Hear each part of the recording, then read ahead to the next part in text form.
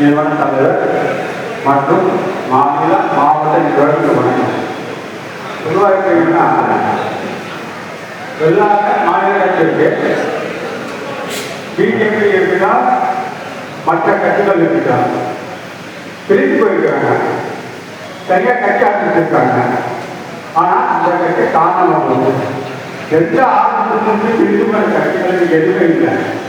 இன்னைக்கு தமிழ்நாட்டில் இந்து மக்கள் கட்சி மட்டும்தான் சரியாக நிற்குது. இந்துன்னா இந்து மக்கள் கட்சி தான், இது எந்த கட்சியுமே கிடையாது. இந்த அரசு அதையே சொல்றேன்னா இந்து மக்கள் கட்சி நம்ம ராஜ்ய கட்சி தேர்தல் அது இருந்தால்தான் நம்ம வந்து ஜெயிக்க முடியும். தேர்தல் கமிஷன் அங்கீகாரம் கொடுக்கலாம், கொடுக்காம இருக்கலாம்.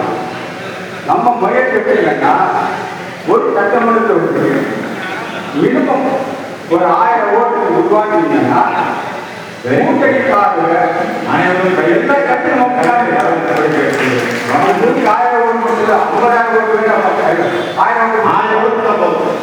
50,000 ஓட்டு கட்டிக்கிறாங்க. இது வந்து பொதுவான விஷயம். திருப்பூர் மாவட்டம் பார்த்தீங்கன்னா திருப்பூர் வடக்கு தெற்கு தாராபுரம் ஏற்கனவே வாக்காளர் நிற்கிறோம். ஒவ்வொரு 500 ஓட்டு வாங்கிக்கிறாங்க. நாம பெருச வேலை செய்யல, சிம்பிள வேலை செஞ்சோம். நாம வந்து லட்சக்கணக்கில் காசு போட்டால் நம்மளால செய்ய முடியாது. பொருளாதாரம் நம்ம கையில கிடையாது. அதனால என்ன பண்றோம்னா ஒரு வேட்பாளர் நம்ம கட்சி வேட்பாளர் காட்டியா ஒரு 10 பேர் மட்டும் கையில் வச்சுக்கோங்க. ஒரு 5000 ஓட்டு தரீங்க, வீட்டு வீட்டுக்கு போய் கொடுங்க. அப்படி நீங்க கொடுத்தீங்கன்னா எந்த செலவு இல்லாம சர்வ சாதாரணமா ஒரு தொகுதி 1000 ஓட்டு வாங்கணும். ஏன்னா தமிழ்நாட்டில் வந்து இந்துக்களுக்கு சாதகமான கட்சி எதுவுமே இல்லை.